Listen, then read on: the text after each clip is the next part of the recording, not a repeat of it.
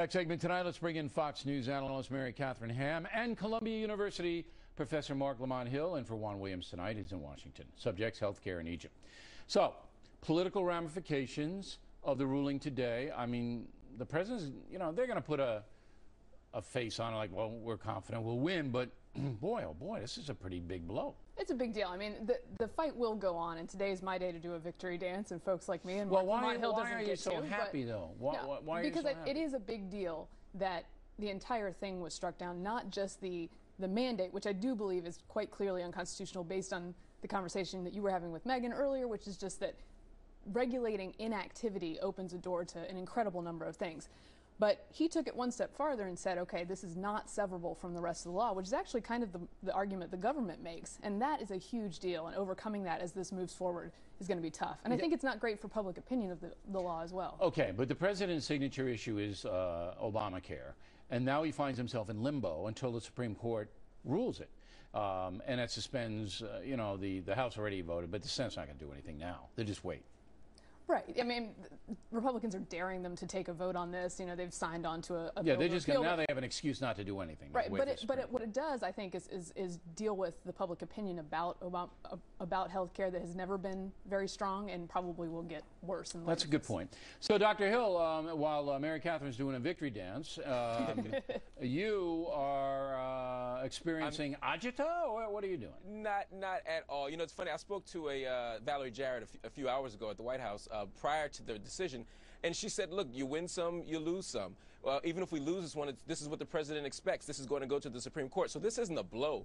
This is exactly what the Obama administration expects. I disagree with Mary Catherine that this is definitely unconstitutional. There are clearly debates about that. All right, well, let the Supreme Court decide that. But when you say it's not a blow, I think Mary Catherine's right. I think when you see the next poll on Obamacare, because of this ruling, they'll, look, most Americans don't like it anyway, and I think that's going to go up.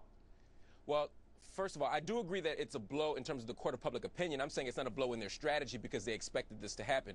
Of course, if the American people start to believe that this is unconstitutional, it's only going to hurt public opinion lower public opinion even more. No, there's no disagreement about that.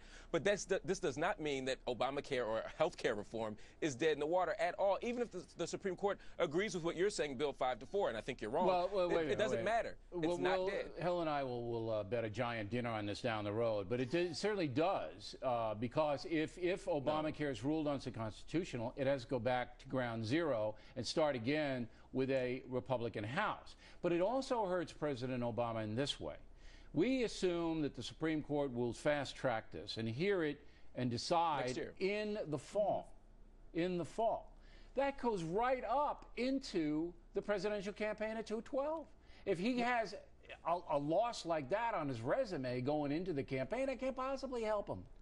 If the entire law is found to be unconstitutional and you have to start all over, that's a different issue. But if just the mandate part is found to be unconstitutional, you can't administrate there's a lot of room for compromise. There's a lot of room for well, look, I'd like to see some compromise because there are some good things in Obamacare. But if once you throw out the mandate, the whole thing collapses. No, it doesn't, Bill. All right. In my opinion, it does, and it's my show. So. All right, now let's go to Egypt.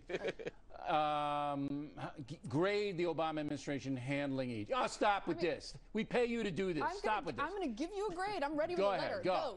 C. C. No, I think, listen, I'm going to be a little bit more friendly to the Obama administration. No, C isn't friendly. For a conservative, it is. Come on, give me a break. What could they have done better? That's true. Look, thank you very much, Marc. No, look, I think that it's fair to be a little clumsy in the response to this. And what could they have done better? If you're giving them a C, tell me how they could have done better. I think we should signal that we would like to back the more liberal and moderate forces on the ground and actually take some behind the scenes and we don't even know who they are.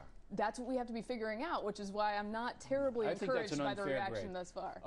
Now, you're going to give him a fair grade, or are you just going to be a nutty ideologue, Professor? Way more than passing. I'm going to be an ideologue and give him a D minus. I have D minus? D minus. D as in David minus. Wow. Absolutely. I mean, first of all, Joe Biden's remarks about Mubarak. That's crazy. The whole thing. Right. He's a dictator, and Biden doesn't. But don't disturb Joe. He's comfortable there. That adds to the bad grade. Come on. I mean, come on. What would you have done different, though? If you're giving him a D minus, what would you have done different? I don't know. Denounce despotism. I don't know. Promote democracy. encourage him to step down? I mean, yeah, I think that's what we tried to do when the Shah got out of there. How did that work out? No, but you asked me what the right thing to do is. That's the right thing to do. There's an on-the-ground strategy you have to make sure that you don't replicate Iran again. But this is absolutely the wrong way to go. I mean, the Obama administration has essentially said, we hate despots, we hate dictators, but he's our dictator. He's cute. What are you going to do? Yeah. That's the absolute wrong way to go. I don't know if you can do business with look, Obama's done business with him for 2 years, and so has Secretary of State Clinton. For them to all of a sudden turn around and go, we hate him. Well, I know. Come on. Yeah, I know Mark and I are flipping. And he's helped us out a lot, Mubarak. I'm not sticking up for the guy. The guy's a dictator. It sounds like you are. I'll let my liberal counterpart I'm giving talk. the guy a B. I'm giving Obama a B handling Egypt. Okay? What's this, the Twilight Zone? Yeah, I'm giving him a D, and you two are giving him because C's he's in a tight spot, Obama. He's got to do what's best for the USA. That doesn't make it right, though, Bill. Come make on. what right?